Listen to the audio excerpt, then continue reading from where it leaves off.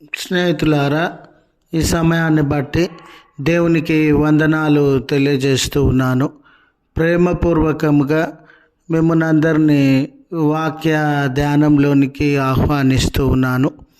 ప్రియులు నిద్రించుచుండగా అనే ఆలోచనను మీతో కూడా పంచుకోవడానికి ఇష్టపడుతూ ఉన్నాను కనుక దేవుని యొక్క వాక్యమును మీరు ముగింపు వరకు ఆలకించాలని మీ కుటుంబ సభ్యులతోనూ తోటి విశ్వాసులతోనూ ఈ వీడియో షేర్ చేసుకోవాలని మీ ప్రార్థన మనవులు ఎట్టివైనను కామెంట్స్ రూపంలో కానీ ఫోన్ కాల్ ద్వారా కానీ తెలియజేయండి. నమ్మకంగా మీ కొరకు ప్రార్థిస్తాము. ఈ వీడియో మీ ఆధ్యాత్మిక జీవితములకు ఉపయోగకరంగా ఉంది అని మీకు అనిపిస్తే దయచేసి ఈ ఛానల్ను సబ్స్క్రైబ్ చేసుకునవలసినదిగా మనవి చేస్తూ ఉన్నాను. లేఖనము 127వ కీర్తన 2వ వచనము. తన ప్రియులు నిద్రించుచుండగా వారికి ఆయన ఇచ్చుచున్నాడు. తన ప్రియులు నిద్రించుచుండగా ఆయన వారికి ఇచ్చుచున్నాడు. స్నేహితులారా, మానవ జీవితంలో ఏదో గొప్ప లక్ష్యాన్ని సాధించాలని సంపాదించేటటువంటి వారంగా, సమకూర్చుకునేటటువంటి వారంగా, ధనవంతులముగా జీవించేటటువంటి వారంగా, గొప్ప గొప్ప విషయాలను సాధించేటటువంటి వారంగా ఉండాలి అని మనలో చాలామంది రాత్రనక పగలనక సరి అయిన విశ్రాంతి లేకుండా, నిద్ర లేకుండా కష్టపడేటటువంటి వారుగా ఉన్నారు. వారికి ఉన్న అవగాహన ఏమిటంటే, మనం ఎంతగా కష్టపడితే, ఎంతగా సంపాదిస్తే, ఎంతగా ప్రయాసపడితే అంతగా అభివృద్ధి చెందుతాము. కాబట్టి మనము సమయాన్ని సంపాదన కొరకు, సమయాన్ని సాధించడం కొరకు, సమయాన్ని సమకూర్చుకోవడం కొరకు కేటాయించాలి అని వారి కుటుంబాలకి, వ్యక్తిగత జీవితాలకి, శరీర సంబంధమైనటువంటి విశ్రాంతికి కూడా సమయం ఇవ్వకుండా ఆధునిక కాలంలో ఉరుకులు పరుగుల మధ్య చాలామంది తమ జీవితములను గడిపేటటువంటి వారుగా ఉండినారు. బహుశా వారి ఉద్దేశము ఇంతగా కష్టపడితే మాత్రమే జీవితంలో సౌకర్యవంతంగా జీవించగలము, ఇంతగా కష్టపడితే మాత్రమే జీవితంలో నెమ్మదిని అనుభవించగలము అనే ఆలోచన కలిగినటువంటి వారుగా ఉండవచ్చు. మరి కొంతమంది అయితే దేవుణ్ణి ప్రార్థించడానికి కానీ, ఆరాధించడానికి కానీ, దేవాలయానికి వెళ్ళడానికి కానీ, దైవ సంబంధమైనటువంటి పనులలో, పరిచర్యలో పాల్గొనడానికి కూడా మాకు సమయం ఉండదండి, మేము చాలా బిజీ అండి అనే వ్యక్తులు కూడా ఉండవచ్చు. ఇలాంటి తరుణంలో మనిషి చెమట, మనిషి యొక్క కష్టము, మనిషి బిజీగా ఉన్నంత మాత్రాన, మనిషి తన రెక్కలను ముక్కలుగా చేసుకున్నంత మాత్రాన, మనిషి విశ్రాంతి లేకుండా రాత్రి పగలు కష్టపడినంత మాత్రాన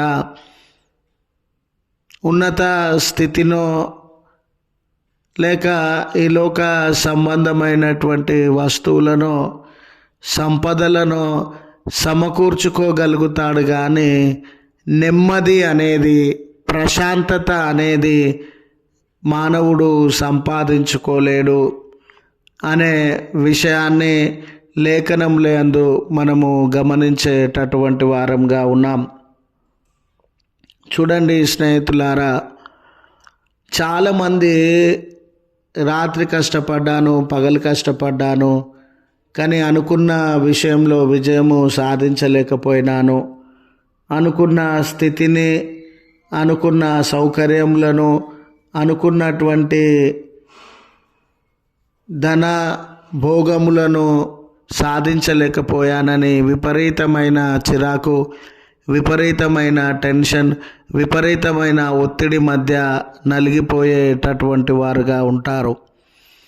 అయితే మన బాధ్యతలను మనము నిర్వర్తించాలని, శక్తి వంచన లేకుండా కష్టపడాలని, అయితే ఫలితము అనేది దేవుని చిత్తమై ఉన్నది, ఫలితము అనేది దేవుని బహుమానమై ఉన్నది. ఎక్కడి వరకు మన బాధ్యతలను నిర్వర్తించాలనో అక్కడి వరకు నిర్వర్తించి ఆ రిజల్ట్ మాత్రము దేవుని చిత్తము, దేవుని యొక్క బహుమానము అని దేవునికి అప్పగించుకునేటటువంటి వారంగా ఉండాలి. అలాంటప్పుడే ఈ ఉరుకులు పరుగులు కలిగిన జీవితంలో నెమ్మదిని అనుభవించగలుగుతాము, ప్రశాంతతను పొందగలుగుతాము. ఈ ఒత్తిడి మధ్య, భారముల మధ్య, టెన్షన్స్ మధ్య కాకుండా నెమ్మది కలిగిన జీవితాన్ని అనుభవిస్తాము అనే విషయము లేఖనముల ద్వారా మనము బోధింపబడతా ఉన్నాం. గనుక తన ప్రియులు నిద్రించుచుండగా వారికి ఆయన అనుగ్రహిస్తూ ఉన్నారు అనే ఈ మాటలో ఉన్నటువంటి అర్థము ఏమిటంటే, వారు కష్టపడరని కాదు, వారు బాధ్యతలు లేనటువంటి వారుగా ఉంటారని కాదు, లక్ష్యం లేని జీవితాన్ని వారు జీవిస్తారని కాదు. వారు జీవించే జీవితంలో ప్రశాంతత, వారు జీవించే జీవితంలో నెమ్మది, విశ్రాంతి కలిగినటువంటి వారుగా ఉంటారు.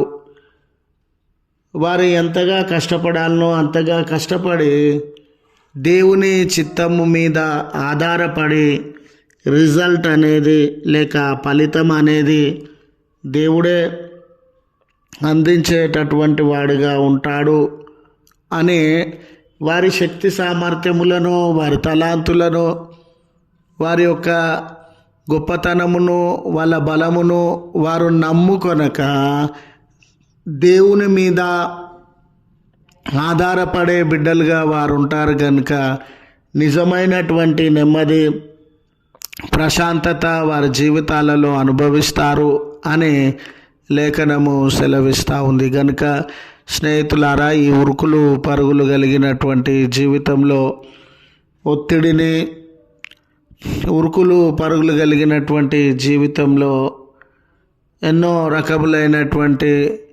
ఎక్స్పెక్టేషన్స్ని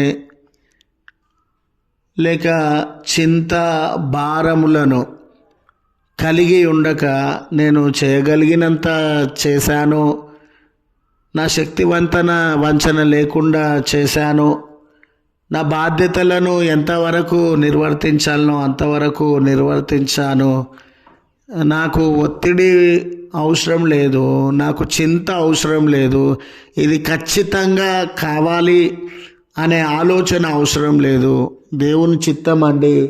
దేవుడు ఏది ఇవ్వగలిగితే మంచిదో, ఏది ఇవ్వగలిగితే ప్రయోజనమో, ఏది ఇవ్వగలిగితే నేను ప్రశాంతంగా జీవించగలను దేవుడు ఎరిగినటువంటి వాడు అని మన భారములను ఆయన అప్పగించుకోవాలని మనవి చేస్తూ ఈ మాటలను ముగిస్తూ ఉన్నాను.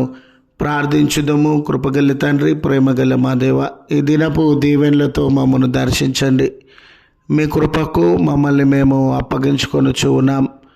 మా కష్టము, మా ప్రయాసము, మా విశ్రాంతి లేకుండా రాత్రి పగలు శ్రమ నొందుట వలననే మేము గొప్ప గొప్ప బహుమానములను, గొప్ప గొప్ప స్థితిగతులను అనుభవిస్తామని తలపోస్తూ ఉన్నామేమో.